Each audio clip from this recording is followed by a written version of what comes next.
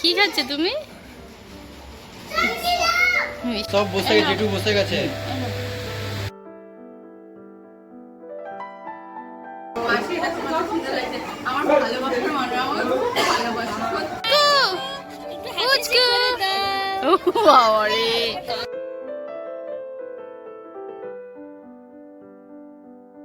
So hey everyone, good evening. কেমন আছো তোমরা সবাই? আই হোপ তোমরা সবাই খুব ভালো আছো। আমি কিন্তু ভীষণই ভালো আছি। তো যাই হোক, আজকে হচ্ছে বজরংবলী পুজো প্লাস আজকে হচ্ছে মামামের দাদা ভাই মানে আদি দাদা ভাইয়ের বার্থডে। তো যাই হোক, সেখানেও ইনভাইট আছে আজকে। আজকে আবার দিদিদের বাড়িতেও রাতে ইনভাইট আছে। সকালে ছিল, গেছিলাম, বাট তোমাদের সাথে সেগুলো আর শেয়ার করা হয়নি। তো এখন থেকেই ভাবছি ব্লগটাকে স্টার্ট করছি। দুখানে ইনভাইট আছে, দু জায়গাতেই যাব, বাট জানি না কোথায় ডিনারটা করব। তো যাই হোক, আমিও রেডি, মামাম রেডি। তো সমস্ত কিছুই তোমাদের সাথে শেয়ার করব, কি করছি না করছি। তো চলো তোমরা ভিডিওটা দেখতে থাকো। তো চলো, আগে ফার্স্ট যাব মামামের দাদা ভাইয়ের বাড়িতে, তারপর যাব দিদিদের বাড়িতে। তো চলো তোমরা ভিডিওটা দেখতে থাকো। মামা বাই করে দাও, বাই বাই বাই বাই। আদি দাদাকে দিয়ে কি বলবে? এটা কি আছে এটার ভেতরে?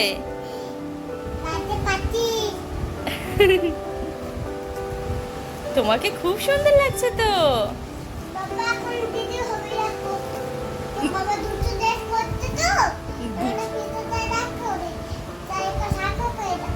বলছে ভিডিওটা লাইক করে দাও।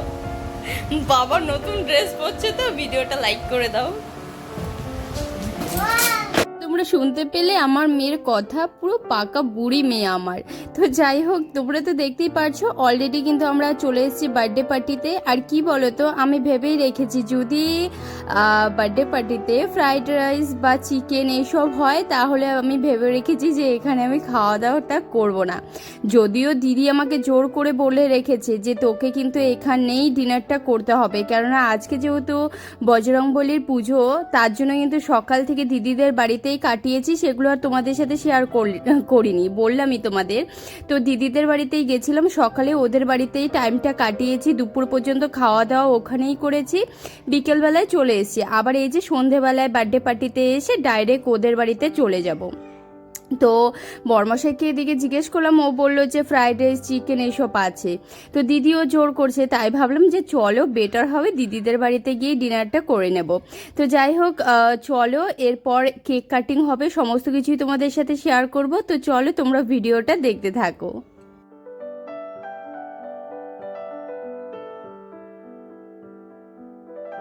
একদিনেই যদি দুটো ইনভাইট একসাথে পড়ে না, খুবই চাপের ব্যাপার হয়ে যায় বলতে পারো। এখানে এত বাচ্চা আছে আর মামামে থাকার এত ইচ্ছে ছিল, কিন্তু মানে কি বলবো, কেকটা শুধু কেটেছে, আমরা অমনিই চলে গেছিলাম দিদিদের বাড়িতে।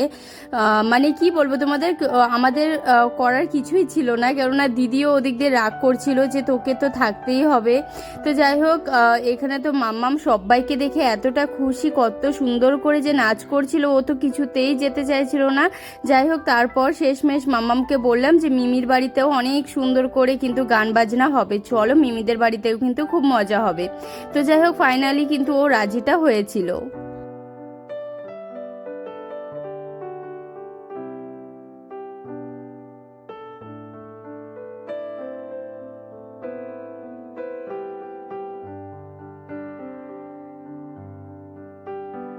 ওদিকে কেক কাটিংও কমপ্লিট, আর এদিকে দেখো চিকেন কষাটাও কিন্তু প্রায় হয়ে গেছে।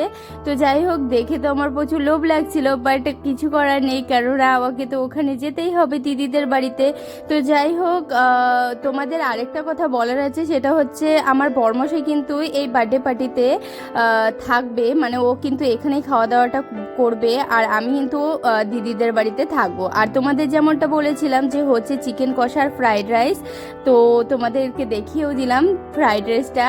তো যাই হোক, এই যে পুচকু সোনাটাকে দেখছো, কখন থেকে বলছি যে তোমার একটা ছবি তুলবো, আমি ওকে রীতিমতন নাড়াচ্ছিলাম যে তুমি একবার তাকাও, কিন্তু কিছুতেই তাকাচ্ছিল না, শেষে ভিডিওই করে নিলাম।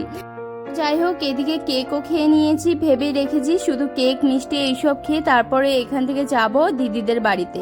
তো যাই হোক কেক খাওয়া আমাদের হয়ে গেছে। আর কেকটা সত্যি বলতে এতটা টেস্টি ছিল না কি বলবো তোমাদের, তো খুবই টেস্টি ছিল। আর এখানে একটা ব্যাপার আমার এত ভালো লাগলো কি বলো তো, ওর যত বছর বয়স হয়েছে তত বছর কিন্তু মানে ততটা বড় কিন্তু কেক আনা হয়েছে, মানে 1 তলা 2 তলা 3 তলা করে করে কিন্তু কেকটা আনা হয়েছে।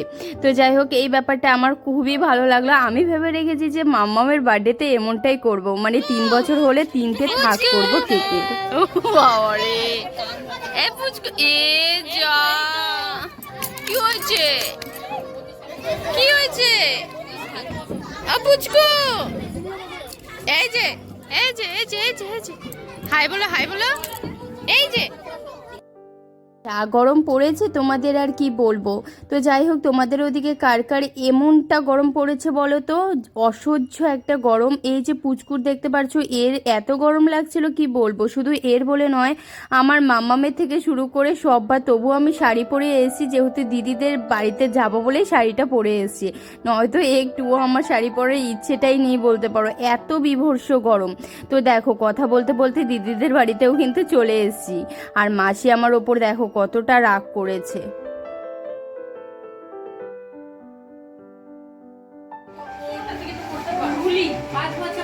সেদিন তোর বাবার বিয়ে হলো, কিসে তোর বাথরুমে হাতটা ধুই না কাকিমা? বলছে সেদিন আমার বিয়ে হলো, আমার মেয়ে কত কথা বলতে শিখেছে। সত্যি তাই। এই দেখো মাসির কত সুন্দর লাগছে, দেখো মাসির কত সুন্দর লাগছে। আমার ভালোবাসার মানুষ আমাকে খুব ভালোবাসে, সত্যি মাসি আমাকে ভালোবাসে না মাসি।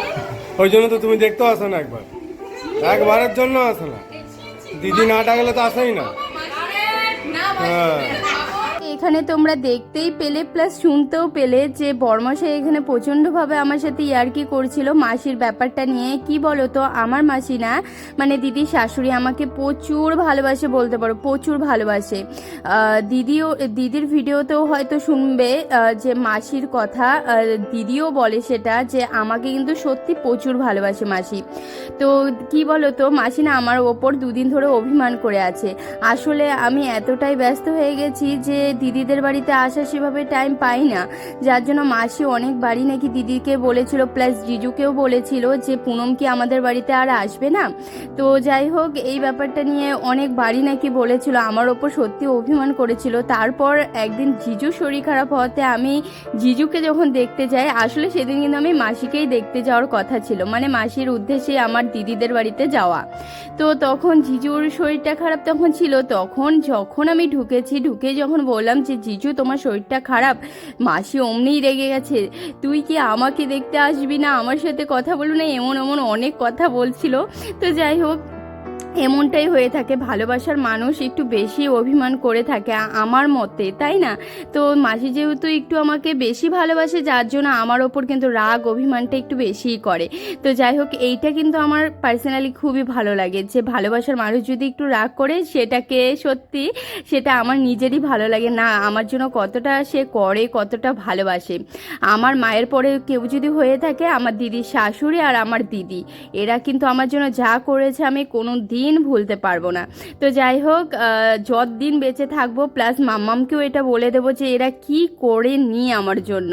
তো যাই হোক এদিকে এসেই সবাইকে খাওয়া দাওয়া দিচ্ছে দেখে আমিও শুরু করে দিলাম। দিদি বলছে যে একটু তো হেল্প করে দে, তো কাপড়টাকে নিয়ে গুজে এই যে সবার জন্য খাওয়া দাওয়াগুলো দিয়ে দিচ্ছিলাম দিদি আর আমি মিলে, কেননা আমি এসছি প্রায় 10:30 বেজে গেছে, সবাই খাওয়া দাওয়া করেও চলে গেছে। তো যাই হোক যার জন্য লাস্টে একটু দিদির সাথে হেল্প করে দিলাম। তারপরে এই যে মাম্মামকে খাওয়াতে বসে গেছি, কিন্তু মাম্মাম তো আমার কিছুতেই খাবে না। কি বলতো, খিচুড়িটাতে একটুও ঝাল ছিল না, তবুও মেয়ে আমার খেতে চাইছিল না। ভেবেছিলাম যে এখানে যদি মাম্মাম না খায় বাড়ি গিয়ে খাইয়ে দেবো। বাড়িতে অলরেডি মাম্মামের জন্য আমি খাবার করে এসেছি, আলু সেদ্ধ, ভাত, ডাল এইসব কিন্তু আমি করে এসেছি। কি খাচ্ছে তুমি? মিষ্টি খাচ্ছ? আর দাদা ভাই কি খাচ্ছে? দাদা ভাই কি খাচ্ছে? দাদা ভাই ভাত খাচ্ছে। আর এটা কি মিষ্টি? কে দিয়েছে মিষ্টিটা? মিমি দিয়েছে? মিমি তোমাকে ভালোই বাসে না।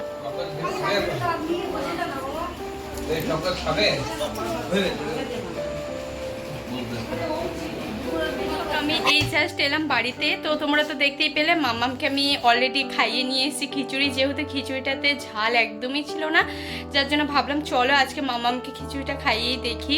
তো যাই হোক, মাম্মামের পাপা এখনো বার্থডে পার্টি থেকে আসেনি, আমরা চলে এসেছি। কি হয়েছে মাম্মা? তো যাই হোক, বার্থডে পার্টিতে বাবা গেছে। তো যাই হোক, মামামের পাপা এখনো বার্থডে পার্টি থেকে আসেনি, আর আমার অবস্থাটা ভাবতে পারছো, পুরো ঘেমে চান করে নিয়েছি। তো যাই হোক, এখন একটু গা হাত পাটা ধোবো, নয়তো একদমই শুতে পারবো না। আর এখন কটা বাজে জানো তো? দাঁড়াও দেখাচ্ছি তোমাদের। ওই দেখো 1 বাজতে গেল। এখন মামামকে আমি ফ্রেশ করে ঘুম পাড়াবো, দেন আমি ফ্রেশ হব। আর কি হয়েছে বলো? তো চলো বন্ধুরা, ভিডিওটাকে আমি আর কন্টিনিউ করছি না, আবারও আসবো কাল তোমাদের সাথে নতুন ধরনের ভিডিও নিয়ে। তো চলো এখনের জন্য tata, bye bye, good night, see you, by.